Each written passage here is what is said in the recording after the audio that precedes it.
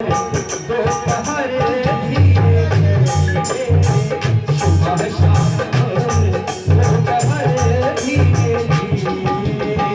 चली जा रही है उम्र धीरे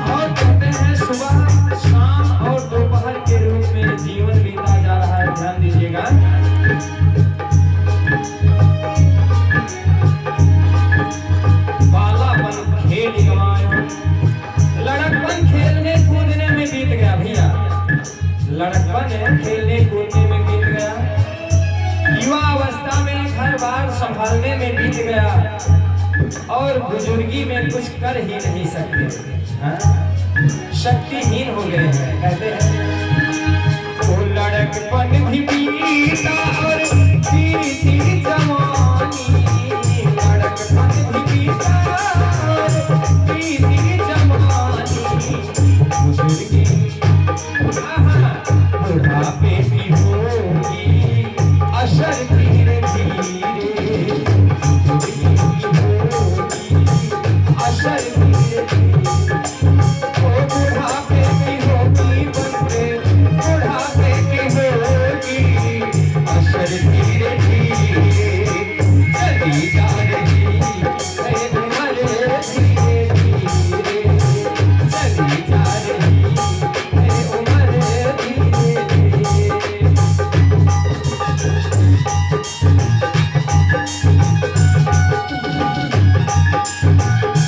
श्री राधे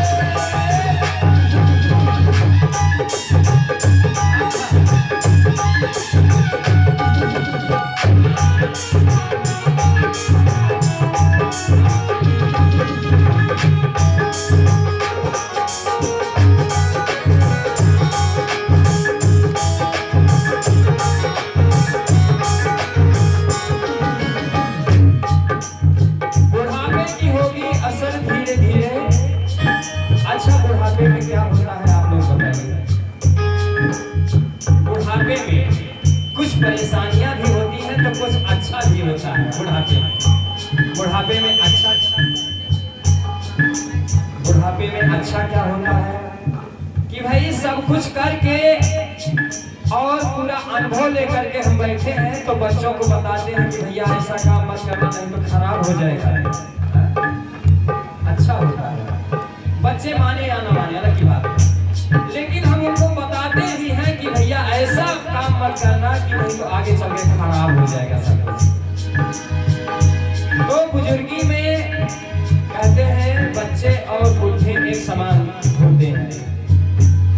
अच्छा, बुढ़ापे में दिक्कत क्या हो जाती है, आंखों से कम दिखाई पड़ेगा, कानों से कम सुनाई पड़ेगा, इसलिए साउंड के पास ही बैठना उचित है। कहते हैं कानों से कम सुनाई पड़ेगा, श्रवण द्वार जाए और नयन जो जाए, श्रवण द्वार जाए नयन जो जाए, और झुकी जा रही है, झुकी जा रही है कमर धीरे धीरे, झुकी जा रही है कमर धीरे धीरे, झुकी जा रही है, झुकी जा रही है बंदे, झुकी जा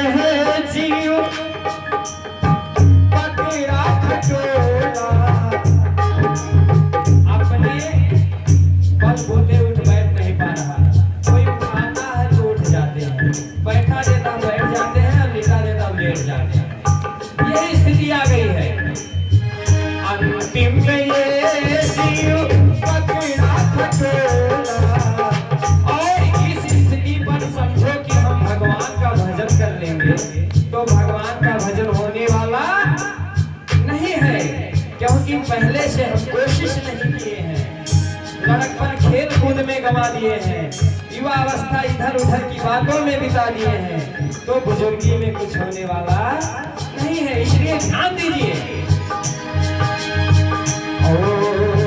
अंतिम में ये जीव पकड़ा खटोला, अंतिम में ये जीव पकड़ा खटोला, प्रभु की न होगी भजन धीरे धीरे, प्रभु की न होगी भजन धीरे धीरे, चली जा रही है बंदे, चली जा रही है, चली जा रही है धीरे धीरे, सुबह शाम और दोपहर धीरे धीरे, सुबह शाम और दोपहर धीरे धीरे, दोपहर धीरे धीरे, दोपहर धीरे धीरे।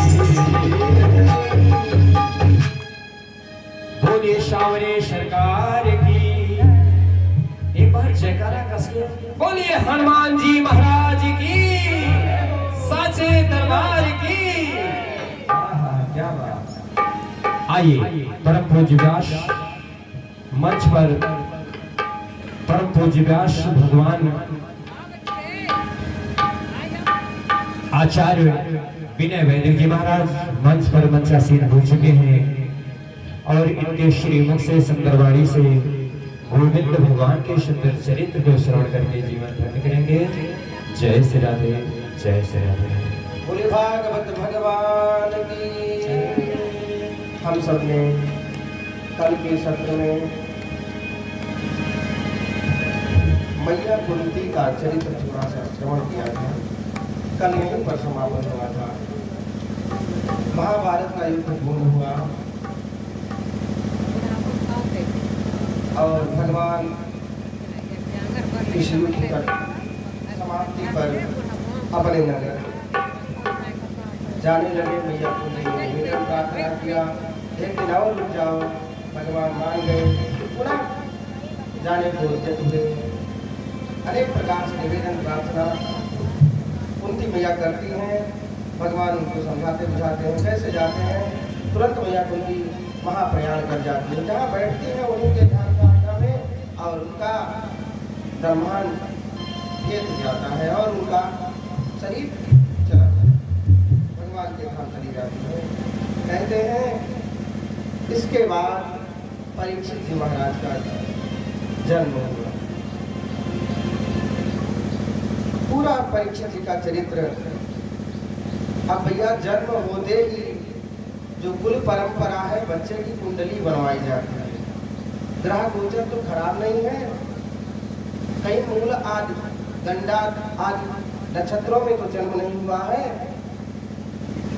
ये सब विचार करवाया जाता है। जो कुल गुरु थे उनके पास जाकर के बता दिए। उसी समय गुरुदेव ने बता दिया था कि भैया ऐसा ऐसा होगा, ये तो बहुत ही भगवान का भक्त होगा, भगवान की कृपा निरंतर बरसती रहेगी, भगवान साक्षात इसके रक्षक होंगे और तीनों लोकों में इसकी कांति फैल जाएगी। लेकिन भैया बीच में एक ब्राह्मण का अपमान करेंगे और इनको साप मिलेगा और साप से इनको तक्षक नाग डस लेगा। और इतना सुनते ही सब घबरा गए महाराज, सबका मुंह बन गया। ठीक है, परेशान मत होइए। गुरुदेव भगवान के परेशान मत होइए, जानते हैं इसके आगे संत महात्माओं की कृपा बरसेगी, भगवान कृपा करेंगे और भगवान की कृपा से इनका मोक्ष हो जाएगा। ये पूरी कथा पहले ही सबको बता दिए थे गुरुदेव। अब इधर महाभारत का युद्ध पूर्ण हुआ था। सब अपने अपने आवास पर जा चुके थे और धृतराष्ट्र, संजय आदि, विदुर जी आदि, उनकी धर्म पत्नी सब लोग रहते थे। पांडव खूब सेवा करें।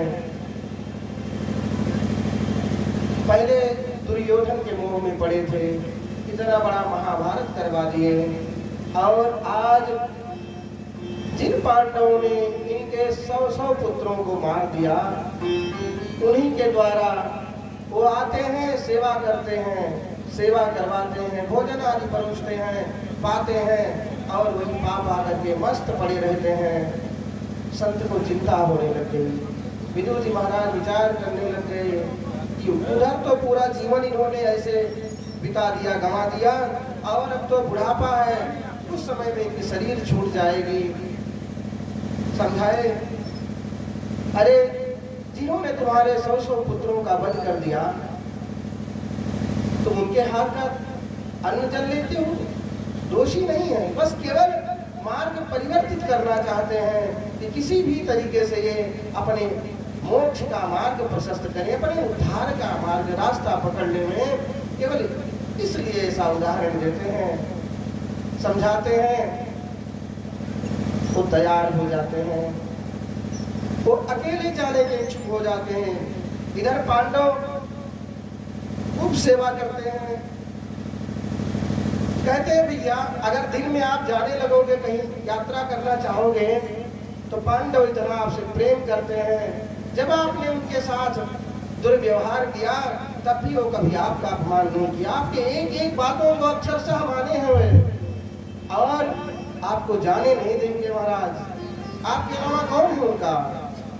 अनेक प्रकार से समझाते हैं। रात्रि 3 बजे ही विदुर जी आते हैं और उनको समझा करके लेकर के चलने को उद्यत होते हैं। गांधारी ने भी ये बात थोड़ी सी सुन ली थी, वो भी उठती हैं, जब ये चलने लगते हैं, इनके पीछे से कंधे पर हाथ रख देती हैं, कहती वाह महाराज आप तो बहुत न्याय मूर्ति हैं, धर्म मूर्ति हैं। आप अंधे थे तो मैंने जीवन भर, जब से विवाह तय हुआ, संसार को देखना छोड़ दिया। मेरा पति मेरा जीवन सर्वस्व, संसार को नहीं देख सकता है तो मैं नहीं देखूंगी। आपने इतने गलत गलत जीवन भर फैसले लिए, उन सब फैसलों में मैं आपके साथ रही, मैंने पातिव्रत धर्म का पालन किया, और आज जब ऊर्ध्वगमन का समय आया, आत्म कल्याण करने का समय आया, तो आप अकेले चल दिए। ऐसे कहती हैं, वो शर्मिंदा हो जाते हैं, कहते हैं मैं नहीं, ये ले जा रहे थे, मैं सुनाएंगे, अच्छा बोलो मत। अगर ज्यादा वार्तालाप होने लगी, तेज रात्रि में आवाज बहुत फैलती है, पांडव जग जाएंगे और सारा वेद खुल जाएगा, फिर आप कहीं नहीं जा पाएंगे। धीरे से सब लोग निकल जाते हैं। कहते हैं किसी को सूचना राज्य में दे दिए कि हम इनके उद्धार के लिए इनको लेकर के जा रहे हैं, और उत्तराखंड चले गए, हरिद्वार की तरफ। पूरा वृत्तांत बताया कि ऐसे ऐसे ऐसे ऐसे इनका उद्धार होगा। किसी महर्षि से सुन रखे थे और वे हरिद्वार में गए, वहां पर भगवान का ध्यान कर रहे थे, कुछ पूजा पाठ कर रहे थे। कहीं अग्नि की एक चिंगारी उड़ी, जो घास फूस की झोपड़ी बनी थी, उसी अग्नि में जल करके उनका महाप्रयाण हो गया, भगवान को प्राप्त हो गए। भैया ऐसे अनेक कथाएं हैं महाभारत में। अब इधर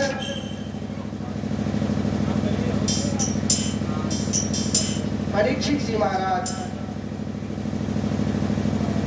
राजपाट संभाल रहे थे। परीक्षित जी महाराज से पहले की ही कुछ घटना है, कथाएं तो बहुत बड़ी बड़ी हैं, बृहद हैं। तो अर्जुन जो संसार में सबसे अच्छे धनुर्धर थे, सबको जीत जीत करके आ रहे थे, कभी कोई युद्ध हारे नहीं, अज्ञातवास भी उन्होंने काट लिया, अनेक युद्धों को उन्होंने जीता अपनी धनुर्विद्या पर। इधर मन में आया कि बहुत दिन हो गया है, श्री कृष्ण का समाचार नहीं मिला है। वो उनसे मिलने जाते हैं, वहां जाते हैं तो सब देखते हैं कि ब्राह्मणों के द्वारा सबसे सुनते हैं कि भैया ऐसी कहानी हुई भगवान की इच्छा से उस कुल खानदान में सब इतने बड़े बड़े भट्ट हो गए थे कि महाराज खाने लगे तो एक एक भगोना गायब, एक एक आदमी खा जाए।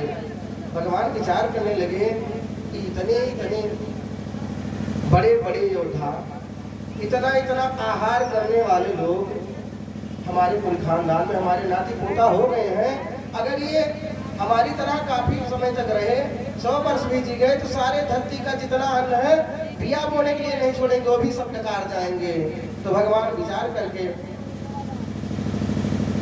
कुछ ऐसी लीला किए कि अपने बाल बच्चों को सबको बुलाया कि आप सब आइए, आपसे एक मीटिंग करनी है। मीटिंग शुरू गए, देखो भैया हम तो ब्राह्मण भक्त हैं, ब्राह्मणों के दास हैं, पहले बता दे रहे कभी ब्राह्मणों से कोई उलझना नहीं, उनके साथ हंसी मजाक नहीं करना। महात्मा लोग आपस में कुछ वार्तालाप कर रहे थे, प्रातः काल का समय था, अपना जब तक पूजा पाठ ध्यान धारणा करके उठे थे।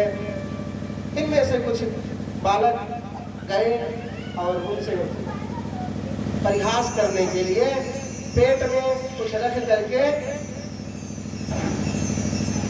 स्त्री का वेश बना करके कि महाराज हमारी धर्म पत्नी को बेटा होगा कि बेटी, सब महात्मा तो समझ जावे, कुछ न बोले। महाराज दुर्वासा जी के पास भेज दिए, भैया वही जानते हैं, वही त्रिकालज्ञ हैं, वो बहुत जल्दी आशीर्वाद देते हैं, जाओ उनसे पूछो। बाबा के पास गए, देख रहे थे बाबा ये सबको परेशान कर रहे हैं। उन्होंने अपने अंतर नेत्र से देखा, कहा न बेटा होगा न बेटी होगी, जा तुझे मूषण होगा और तेरे पूरे कुल खानदान को समाप्त कर देगा। ये जब श्राप सुना सबने, भगवान के पास तक बात गई। भैया पहले तो भगवान के पास कब तक बात नहीं पहुंची, जब तक वो मूषण था, लोहा जब तक था तब तक बात नहीं पहुंची। सबने जुक्ति किया, लड़के कैसे करते हैं घर के, कोई गलती कर देते हैं तो केन प्रकार चाहते हैं गलती छुपा ले जावे, कोई सामान बिगाड़ देंगे तो सोचेंगे दूसरा ले आवे। तो उस मूसल को घिस घिस करके पत्थर पर समुद्र में तैरा दिया, और वही जो उसका समुद्र का फेना था उसी से बड़े मजबूत घास उत्पन्न हो गए। महाराज एकदम तलवार के सरीखे। भगवान को पता चला, भगवान को सब ईश्वर सर्वभूता नाम सर्वोपाय विधीश्वर, भगवान तो सब कुछ जानते हैं। अब ऐसे ही छोटी छोटी बातों पर आपस में कहना सुनने हुई। महाराज एक दूसरे को मारे, जैसे मारे तैसे तलवार की तरीके लगे, पूरी शरीर कट करके अलग हो जाए, छिन्न भिन्न अंग हो जाए। ऐसे युद्ध होते होते सब आपस में कट मरे। भगवान कृष्ण भी, उनको भी कुछ पूर्व जन्म का ऐसे साप था किसी भक्त का, उनको भी बहेलिया ने उसी लोहे से बाण मारा और भगवान स्वयं चले गए। निमित्त होता है, एक कोई बहाना होता है, निमित्त मात्रम भव सब पिशाचिन। भगवान भी अपने धाम को चले गए। भैया भगवान जैसे धराधाम को छोड़ करके गए, कलयुग ने अपनी माया पहले ही फैला रखी थी, उस कथा आगे पीछे भी है। भगवान के जाते ही भैया सारे संसार की कांति कम हो गई, शक्ति कम हो गई। अर्जुन गए थे कहानी सुन करके, वहां से सारी कथा सुन करके एकदम अश्रुपात करते हुए, रोते हुए, बिलखते हुए वहां से वापस चले। भैया रास्ते में कोल भीलों ने उनके ऊपर आक्रमण कर दिया। अरे जिसके सामने बड़े बड़े संसार के धनुर्धर नहीं टिकते थे, बड़े बड़े राजा महाराजाओं को जिन्होंने जीत लिया था, ऐसे सामान्य गांव वाले जो लकड़ी उकड़ी काटने वाले लोग हुआ करते थे, लकड़हारे, उन्होंने आक्रमण किया। कोल भीलों ने इनको बंदी बना लिया, हार गए। वहां से जब पता चला कि ये जो धनुर्धर अर्जुन है जो सबको जीत लेते थे, वहां से जब वो छोड़े, ये रोते गाते आए, युधिष्ठिर जी के सामने पहुंचते हैं। युधिष्ठिर और सब पांडव देख करके इनको परेशान हो जाते हैं। अरे अर्जुन क्या बात है, आज तेरे चेहरे की कांति गायब हो गई है, तूने किसी ब्राह्मण का वध कर दिया है, किसी गौ को मार दिया है। अनेक प्रकार का सब लोग प्रश्न करते हैं। इनसे कहा नहीं जाता है। बहुत समय बाद रोते बिलखते हुए कहते हैं, भैया हमारे प्राणाधार, हमारे सदा सर्वदा के रक्षक श्री कृष्ण धराधाम छोड़ करके अपने लोग चले गए, ऐसे बताते हैं। सब लोग परेशान हो जाते हैं, कहते हैं अब हमें भी सब कुछ छोड़ करके चलना चाहिए। महाराज सब छोड़ छाड़ करके उन्होंने भी महाप्रयाण का रास्ता पकड़ा। हिमालय की तरफ, उत्तराखंड की तरफ जा करके अपना अपना सब लोग उद्धार करते हैं। ऐसे ही कहते हैं, भीमा पवर्जितम पिंडम मादत्तेन गृहपालवत्। जैसे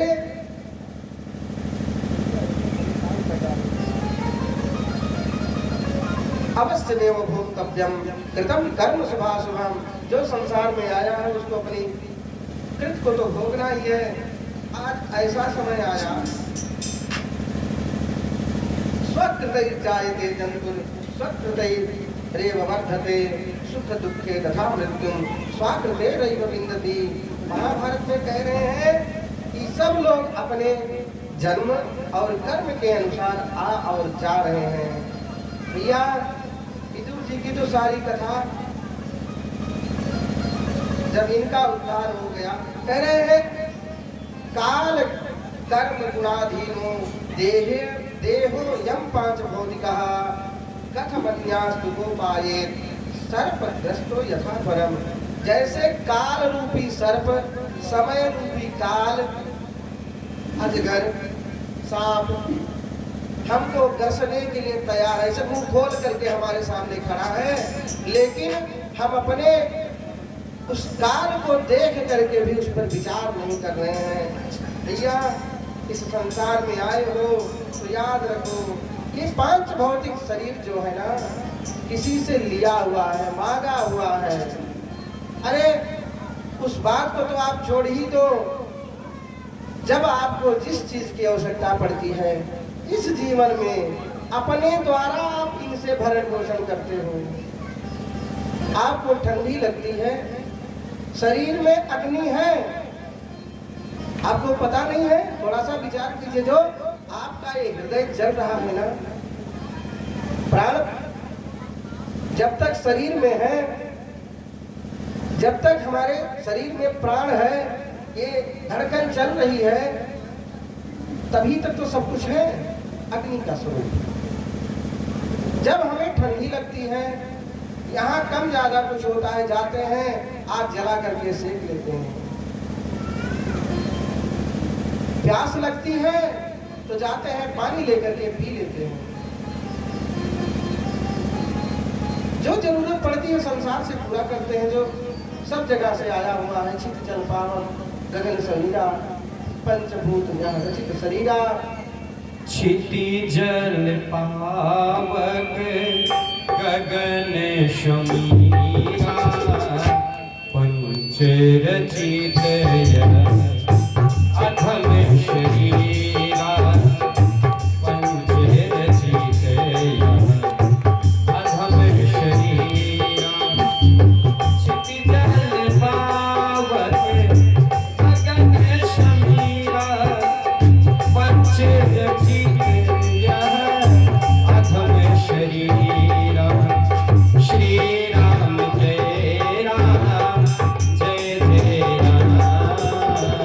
श्री राम जय राम जय जय राम। श्री राम जय राम जय जय राम।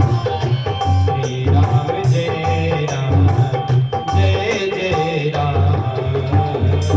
बोले राजा रामचंद्र भगवान की जय। कहते हैं सब समय समय की बात है। समय समय समय समय सुंदर समय, समय बड़ो बलवान और भीलन लूटी गोपिका। वही अर्जुन वही प्राण वही बाण वही धनुष। समय समय की बात है। जो सारे संसार को जीतता था वो आज छोटे से व्यक्ति से हार करके आ गया है।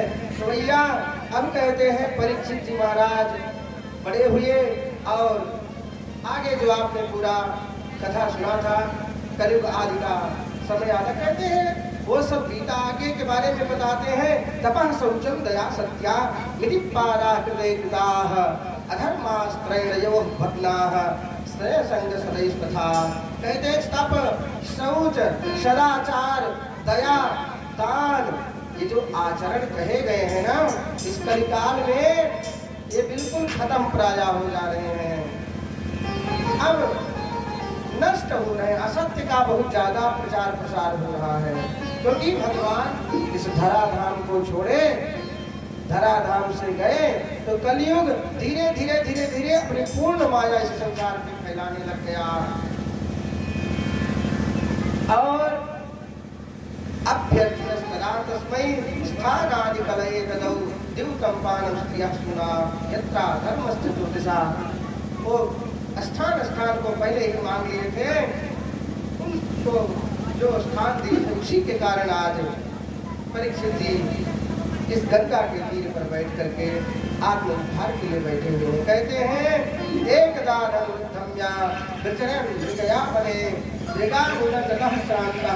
उनके तेज बोझ को देख करके, उनके स्वरूप को देख करके सब उनका सम्मान करने लगते हैं। बड़े भाग जब जानिए तो मिलने आवे सब संत, और संतन को मिलनो करें सब कष्टन को अंत। ऐसे जब संत का दर्शन किए उनके सारे कष्ट दुख का तुरंत अंत हो गया। ये सब सुनते सुनते महाराज परीक्षित जी सुखदेव जी से बार बार प्रश्न करते हैं।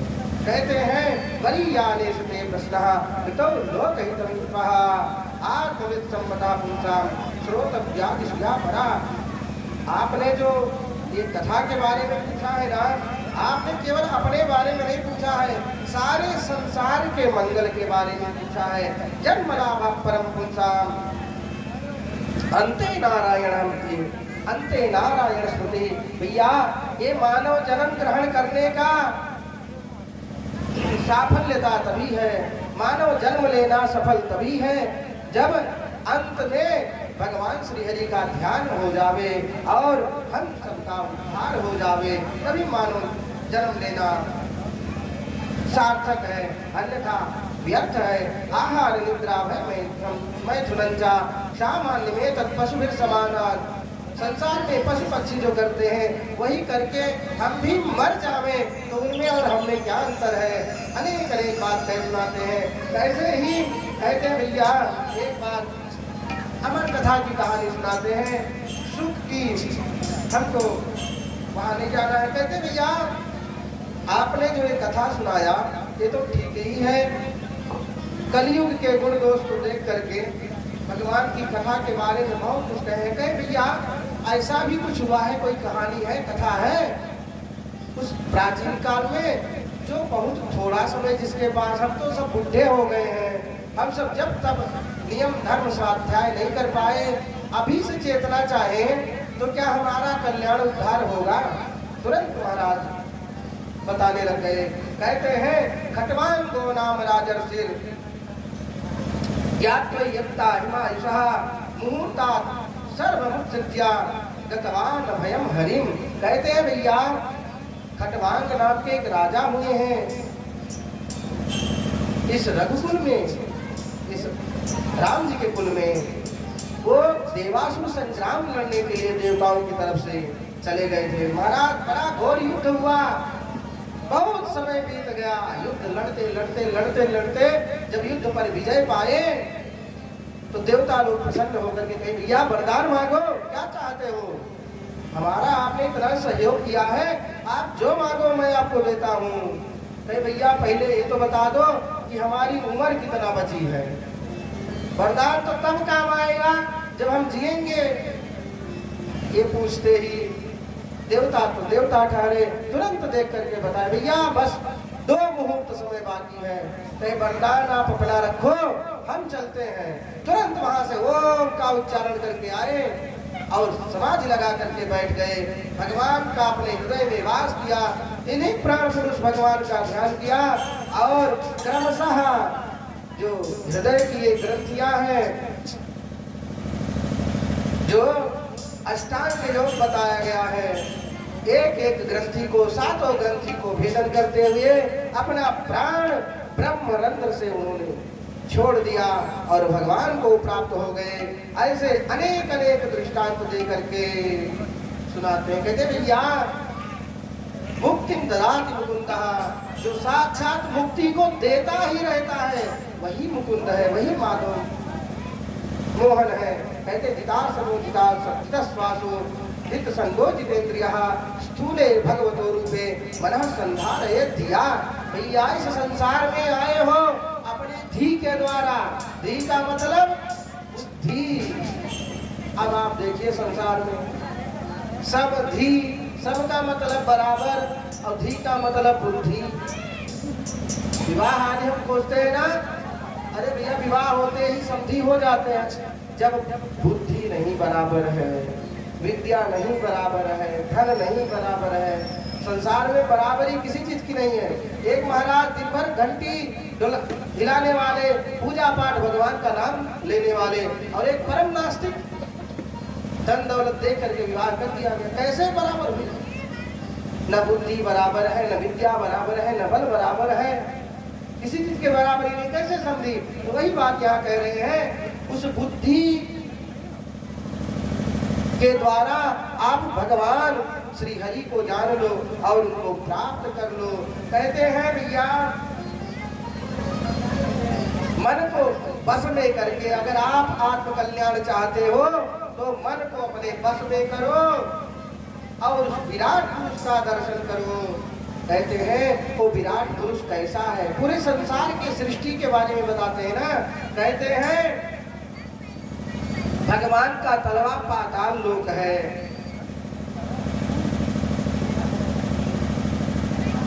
कहते हैं पैर का जो पंजा और एड़ी है वो रसातल लोक है, एड़ियां जो है वो गुल्फ है, एड़ियां जो है गांठे वो महातल है, और जो जंघा है वो तलातल लोक है।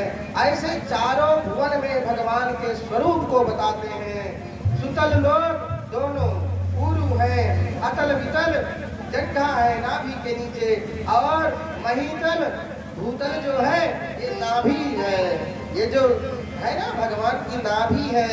आकाश भगवान के वक्ष स्थल हृदय है, और स्वर्ग लोक भगवान के ग्रीव है, और महल लोक मुख है, जन लोक ललाट है, और तप लोक भगवान का मस्तक है, और सत्य लोक भगवान की दोनों भुजाएं हैं।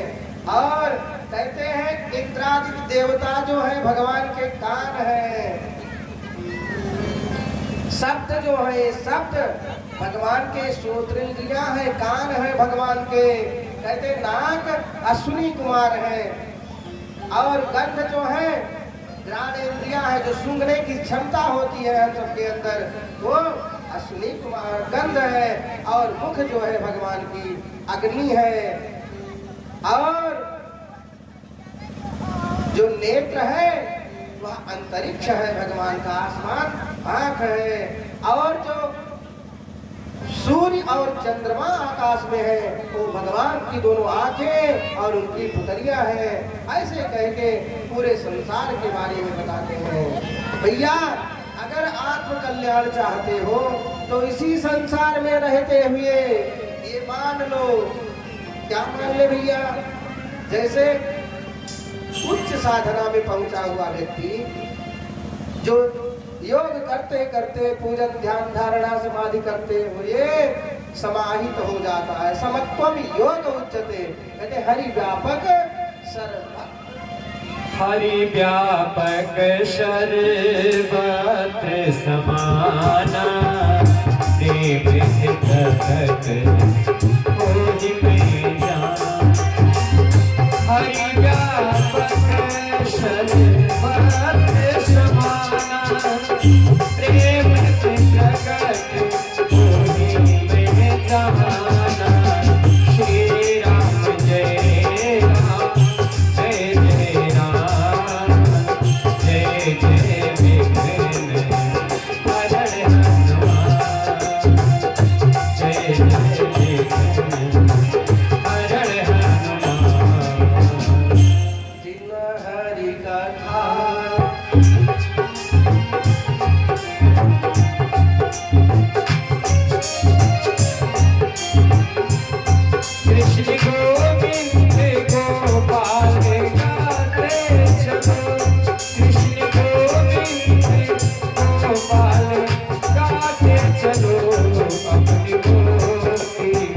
साधन बनाते चलो, अपनी मुक्ति का साधन बनाते चलो। कृष्ण गोविंद गोपाल गाते चलो।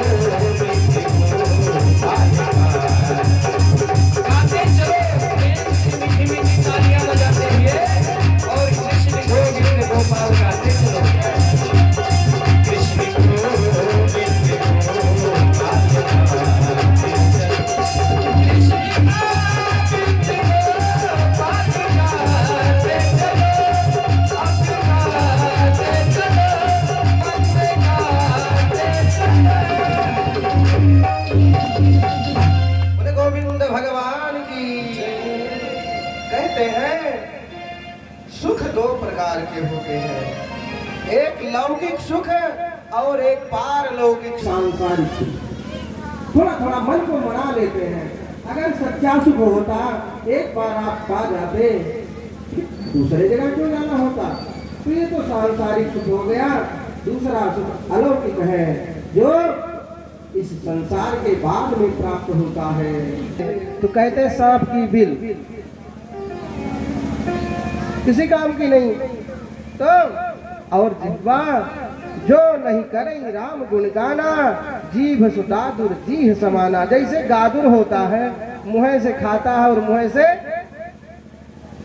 मैं नहीं कह रहा हूँ कि अच्छे अच्छे संत महात्मा कह रहे हैं, तुलसीदास जी कह रहे हैं। आपका जीभ धारण करना, जो आप बोलने की शक्ति रखते हैं, वह तब सफल होती है जब आप भगवान के नाम का गुणगान करते हैं। जिसे चाहते हैं बना डालते हैं, जिसे चाहते हैं मिटा डालते हैं। भगवान की कृपा जिन पर हो जाए, मूकम करोतु वाचालम पंगुम लंघयते गिरिम यत् कृपात्महं वंदे परमानंद माधवम। अरे तुम थोड़ा सा उनके तरफ जाकर तो देखो, प्रयास तो करो। अरे जो बिना पांव वाला रहता है, बिना पांव वाले का मतलब पांव तो रहता है, विकलांग पूर्ण तरीके से जो उठ नहीं सकता है, उनकी कृपा हो जाती है, वो बड़े बड़े पहाड़ हिमालय की चोटी तक पहुंच जाता है अपने पांव पर चल करके। भैया जो सरसों का दाना है ना, उसी को हिमालय बना देते हैं। और जो गूंगा रहता है ना, जिसके मुंह से आवाज नहीं निकलती है, वो बकता हो जाता है, बोलते रहता है, बोलते रहता है, सुनते सुनते कान दर्द होने लगते हैं। ऐसे हो जाता है भगवान की कृपा से। कहते हैं पिछले जन्म के पाप से हरि चर्चा न सुहाय, जैसे ज्वार के वेग से भूख विदा हो जाए। जैसे बुखार होता है, तो हम सबकी भूख खत्म हो जाती है। अनेक प्रकार से कह सुनाए रेह समीचीनम बचो ब्रह्मण सर्वक्ष तवा नघा तमो विशीर्यते मह्यम हरे कथयतः कथा। भैया जिनको पाप शून्य होना है वो भगवान के चरण में आ जावे। हर विधि से सारी भगवान की कथा जो है भगवान के चरण में आपकी प्रीति बढ़े केवल इसलिए है, बस और कोई दूसरा उपाय नहीं है। मिलता है सच्चा सुख केवल भगवान तुम्हारे चरणों में। मिलता है सच्चा सुख केवल भगवान तुम्हारे चरणों। ये मिलती है पल पल छिन छिन रहे ध्यान तुम्हारे चरणों में। मिलता है सच्चा सुख केवल भगवान तुम्हारे चरणों।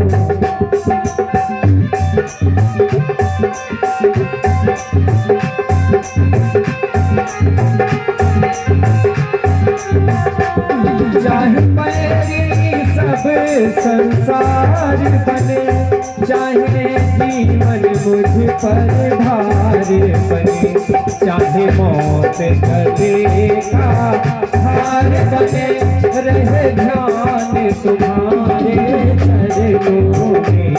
मिलता है सच्चा शुभ केवल भगवान तुम्हारे चरणों में। भगवान तुम्हारे चरणों में। भगवान तुम्हारे चरणों में। तो भगवान की कृपा को प्राप्त करने के लिए सारा उपाय सारे उपेय सिया राम ही उपाय सिया राम ही उपेय। भक्त भगवान के चरण में मन लगा करके भगवान का अर्चन करे और भगवान उसको प्राप्त हो जावे। इस शरीर को धारण करने का तभी लाभ है। अब महाराज नारद जी ब्रह्मा जी के पास कभी गए थे, वैसे पुत्र हैं ब्रह्मा जी के, चर्चा हुई थी कभी। जातो रुचे रजत्यन सुचवानान सुयज्ञया आकुति सुनवारा था नाथ याम सुदक्षिणाम। ऐसे कहते हैं भगवान के कितने अवतार हुए हैं इसके बारे में परीक्षित जी महाराज पूछते हैं। तो कहते हैं पहला जो अवतार है भगवान श्री हरि का वो एक रूप में नहीं चार रूप में हुआ है। सनकादिक जो चारों भैया है वो सनक सनंदन सनातन सनत कुमार और ऐसे ही कपिल भगवान वाराह नारायण भगवान दत्तात्रेय नर और नारायण पृथु भगवान वृषभदेव हयग्रीव भगवान मत्स्य अवतार कच्छप अवतार नरसिंह अवतार और श्रीहरि अवतार। श्रीहरि अवतार में गजेंद्र का मोक्ष करते हैं। कहते हैं वामन अवतार हुआ और 15वें नंबर पर भगवान धन्वंतरी का अवतार ग्रहण करके आए और देवताओं को अमृत पिला दिए। कहते हैं 16वां अवतार भगवान परशुराम के रूप में आए और अपनी भुजा बल से इस जो संसार में दुष्ट राजा हो गए थे क्षत्रिय उन सबको मार मार करके खत्म किया।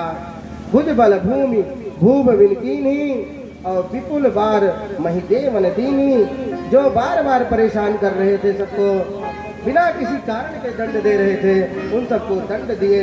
ऐसे 18वें रूप में वेद व्यास जी महाराज के रूप में भगवान अवतार लिए, फिर बलराम जी के रूप में और श्री कृष्ण रूप में स्वयं भगवान आए और इस कलयुग में बुद्ध के रूप में मोहिनी के रूप में हंस अवतार में और आने वाला 24वां अवतार इस कलिकाल में कल्कि नारायण के रूप में आएंगे और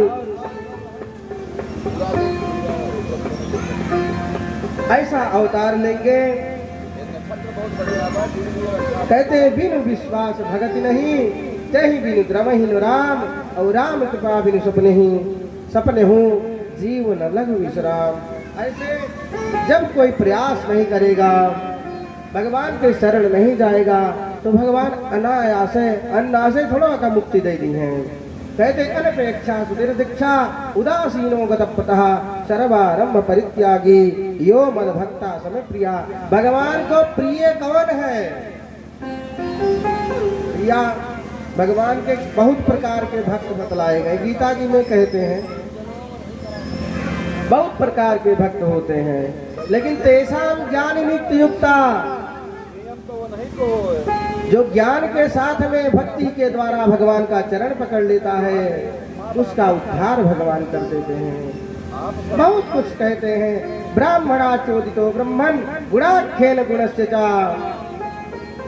जो आप अभी शब्द सुने हैं, जो अज्ञानी है वो दूसरा अर्थ निकालेंगे, लेकिन उसका मतलब गुप्त है ज्ञान। जो ब्राह्मण है उस गुही ज्ञान को, गुही का मतलब गुप्त, जो आपने शब्द सुना उसका मतलब गुप्त, जो उस ज्ञान को जान जाते हैं उनका उद्धार हो जाता है। कहते यस्मै यस्मै यथा प्राहा नारदो देव दर्शना। उसी ज्ञान से तो नारद जी ने भगवान का साक्षात्कार कर लिया। स आदि देवो जगताम परो गुरु स्वाधिष्ठमायाथ सुशिक्षयितत्। ऐसे अनेक उदाहरण दे करके समझाते हैं। परीक्षित जी सुन करके बहुत खुश होते हैं। आगे एक प्रश्न और करते हैं। पुत्र छत्र भगवता मैत्रेयेण ससन्नमः कदा वासः संवादा एतद् वर्णय न प्रभो। अभी आपने कुछ कहा कि मैत्रेय महर्षि के बारे में आपने कुछ कहा। एता तु राजस्व सुतान साधून कुशलं धर्मेण विष्टनस्ति दृष्टि। कहते हैं इस प्रकार से इन सब ने भगवान की कथा का प्रचार प्रसार किया। भगवान का एक उपदेश था,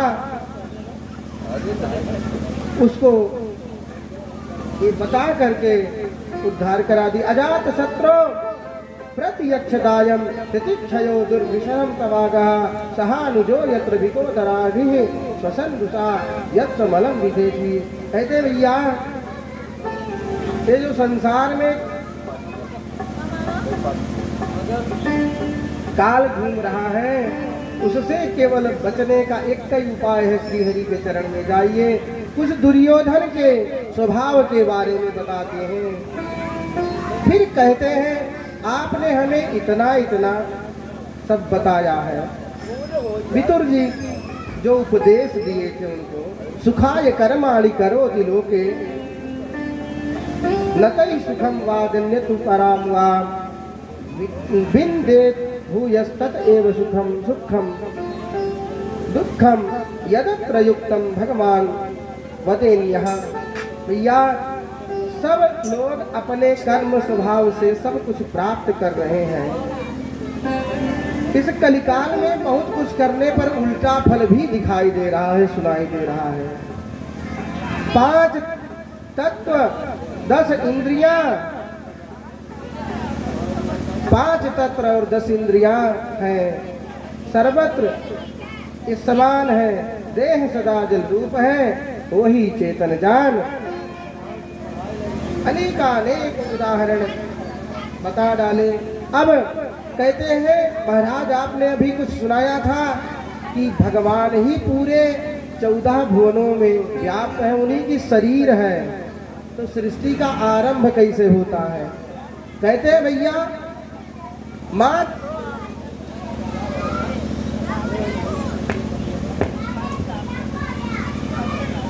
सीताराम कहते हैं सृष्टि का आरंभ कैसा होता है, तो उदाहरण देते हैं। जैसे सूर्य है, दिन का समय है, तो पूरे सृष्टि में उजाला उजाला फैला हुआ है। आप जो चाहें बिना किसी साधन के आप कर सकते हैं, बत्ती की जरूरत नहीं है। लेकिन दूसरे पहलू को देखें, रात्रि आती है तो बिल्कुल अंधेरा छा जाता है। ऐसे ही जब सृष्टि का लय होता है तो यही स्थिति पड़ती है, यही स्थिति बनती है। भगवान का नाम दामोदर है। और अभी आपने सुना था कि ये जो मृत्यु लोक है ना, भगवान के नाभि का उस विराट रूप में स्थान है। तो भगवान का दामोदर नाम है और इसी उदर में सबको रख करके लेट जाते हैं, सो जाते हैं। ऐसे ही तब भैया वहां से आरंभ कैसे होता है? कहते हैं भगवान के नाभि से कमल प्रकट होता है, उसी पर पितामह ब्रह्मा जी विराजते हैं और उन्हीं से भगवान की इच्छा से वो कुछ प्रयास करते हैं, नाल पर चढ़ते उतरते हैं, कुछ पता नहीं चलता है, लाखों वर्ष बीत जाता है, आकाशवाणी होती है। आपने अभी सुना था वाणी। आप देखते हैं संसार में संस्कृति का कितना उपयोग होता है। आकाशवाणी पहले हुआ करती थी। वाणी शब्द जो है वो अक्षर है, वो कभी विनष्ट नहीं होता है, शब्द विनष्ट नहीं होता है। इसी को जान करके अनेक प्रकार के यंत्र बने और जो सरकार भी सूचना प्रसारण का माध्यम बना रखी है उसका नाम भी आकाशवाणी केंद्र रख दिया, क्योंकि शब्द धर्म गुणा का सम, शब्द को ग्रहण करने की क्षमता आकाश में है। हम सब सुनते हैं कि जो भगवान ने गीता आदि का ज्ञान दिया था, नासा के वैज्ञानिक उस पर शोध कर रहे हैं। बहुत सारे उन आवाजों को 5100 कुछ वर्ष पहले की आवाज भी वो लोग कुछ कुछ पकड़ रहे हैं। तो शब्द धर्म गुणा का सम, शब्द जो है अक्षर है उसका कभी क्षरण नहीं होता है। ये अक्षर ब्रह्म ही तो है, अक्षर का ही तो ज्ञान होता है। अक्षर के महान, अक्षर के से ही तो पूरा संसार चल रहा है। सब लोग पढ़ लिख रहे हैं, सब लोग सब ज्ञान को प्राप्त कर रहे हैं। इसके बारे में कह सुनाया। अब भैया ब्रह्मा जी महाराज को आकाशवाणी हुई, तप, 2 शब्द केवल, तप करो। ब्रह्मा जी महाराज तप करने लगे और उनके परिश्रम से भगवान उनसे रीझ करके प्रकट हो गए। और प्रकट हुए तो ब्रह्मा जी को समझ में ना आवे कि वो करें तो क्या करें। भगवान अनजानों पर, अज्ञानों पर कृपा करते हैं। तुरंत भगवान अपने 5 जन्य शंख को उनके कर्ण से स्पर्श करा दिया। कर्ण से स्पर्श कराते ही उनको सारे संसार का, पूरे प्रपंच का सब ज्ञान हो गया। और ब्रह्मा जी महाराज भगवान की स्तुति करने लग गए। स्तुति करते करते भगवान प्रसन्न हुए। कहते हैं आप वर मांगो। ब्रह्मा जी विचार करने पर कहते हैं प्रभु जैसे आप हैं ऐसे ही मुझे प्राप्त हो जावे। मूर्ति पूजा संसार में कब से शुरू हुई? बहुत सारे लोग इस पर बड़ा प्रपंच करते हैं। मूर्ति पूजा नहीं करनी चाहिए। उसी सृष्टि के आरंभ में ही सर्वप्रथम भगवान ने जो संसार में अपना पहला अवतार ग्रहण किया था, ब्रह्मा जी को प्राप्त हुए थे, दर्शन दिए थे। ब्रह्मा जी से जब कहा वरदान मांगो तो ब्रह्मा जी ने वरदान में मांग लिया कि प्रभु आप ही मुझे प्राप्त हो जाइए, जैसे आप हैं ना ऐसे ही रहिए हमारे साथ और आप हमको ज्ञान दिया करिएगा, रास्ता दिखाया करिएगा। भगवान ने कहा यह संभव नहीं है, अभी बहुत कुछ करना है। तब तुरंत उन्होंने प्रश्न कर दिया, प्रभु जैसे हैं आप मुझे वैसे बहुत अच्छे लग रहे हैं। तुरंत भगवान ने अपना वह शरीर पाषाण का धारण कर लिया, तुरंत वो पत्थर के हो गए और ब्रह्मा जी के निवेदन पर उनको मिल गए। अब भैया ब्रह्मा जी को मिल गए तो भगवान कहाँ चले गए? प्रश्न उठता है ना। भगवान कहीं नहीं गए हैं, तब से आज तक इस धराधाम में हैं।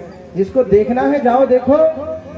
ब्रह्मा जी को प्राप्त हुए ब्रह्मा जी से राम जी तक वो परंपरागत राम जी के स्कूल में इसी अयोध्या में पूजे जाते थे। यहाँ तक आए, उनका नाम वही विष्णु नारायण चतुर्भुज रंगनाथ के नाम से पूजे जाते थे, जो तुलसीदास जी भी प्रार्थना करते हैं, कहते हैं कि इनके बल से सब कुछ हो रहा है। न जाने कौन से गुण पर दयानिधि रिझ जाते हैं, यही हरि भक्त कहते हैं, यही हरि भक्त कहते हैं, यही सतग्रंथ गाते हैं, यही हरि भक्त कहते हैं, यही सतग्रंथ गाते हैं। न जाने कौन से गुण पर दयानिधि रिझ जाते हैं, न जाने कौन से गुण पर दयानिधि रिझ जाते हैं।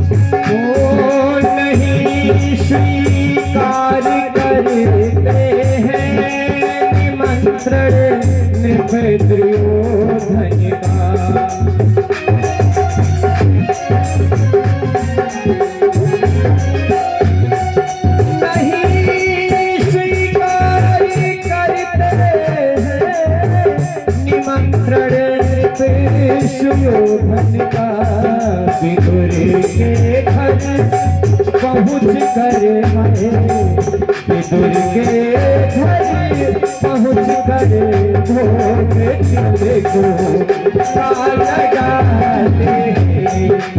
न जाने कौन से घर पर दयानिधि रिझ जाते हैं, न जाने कौन से गुण पर दयानिधि रिझ जाते हैं।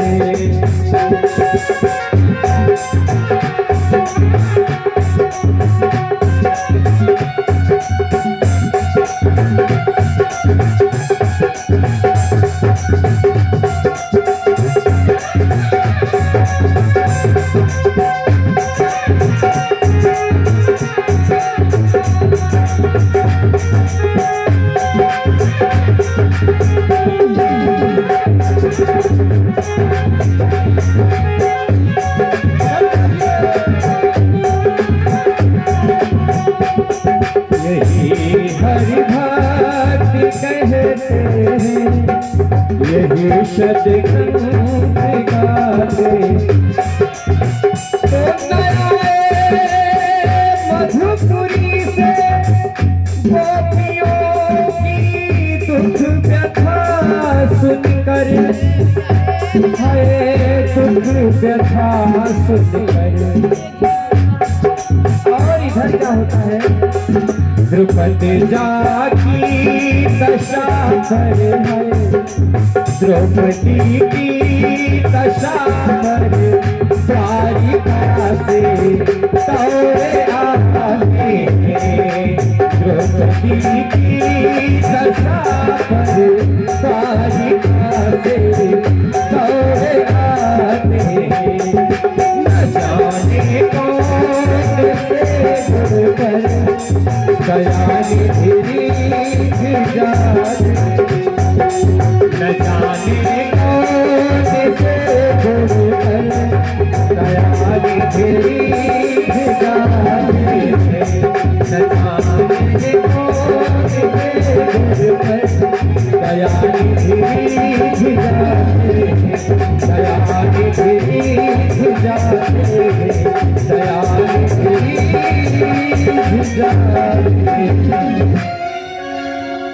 बोलिए सावरे सरकार की जय हो।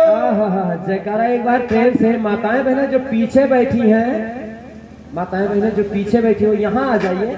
आप लोगों के लिए यहाँ बिछाया गया है अच्छे से, वहाँ बैठी हो। आगे आ जाइए। हाँ, दुआरी में आए बैठे चाहिए, समझ लो भैया। तो ऐसे ही ब्रह्मा जी महाराज भगवान का निवेदन प्रार्थना किए थे, तत्वा इदम भुवन मंगल मंगलाया। हे प्रभु, आप तो पूरे संसार में जो मंगल है उसका भी मंगल करने वाले हैं। मंगलानाम अपि मंगलम, मंगल का मंगल करते हैं। ऐसे भगवान का ध्यान करके मानो नवीन घन मंडल सा संपूर्ण सृष्टि के ऊपर है, उसमें नव ज्योतिर्मय मूर्ति एक सोने के सिंहासन पर है। चारों दिशा भुजा चारों सब उदय अस्त चुटकी में है रोम रोम में तारागण चंद्रमा सूर्य भ्रिकुटी में है। ऐसे अनेक प्रकार से भगवान का निवेदन अर्चन करके भगवान को प्राप्त किए हैं। और ब्रह्मा जी से लेकर राम जी पर्यंत तक भगवान रंगनाथ का अर्चन होते आया। भगवान रंगनाथ राम जी के कुल के सूर्य वंश के कुल के देवता हैं। और तुलसी बाबा कहते हैं मैं इन्हीं के कृपा से रामचरितमानस रच रहा हूँ, किसी दूसरे की कृपा से नहीं, भगवान की कृपा है। कहते हैं भैया थोड़ा सा 2 मिनट और इसके अतिरिक्त कथा है लेकिन बता देते हैं। जब राम जी लंका पर जीत करके आए, दर्शन करना अनिवार्य, वही का दर्शन अनिवार्य ही है। इस संसार में 108 भू वैकुंठ बताए गए हैं। इस भू का मतलब जमीन धरती, इस धरती पर 108 भू वैकुंठ हमारे शास्त्रों में बताए गए हैं।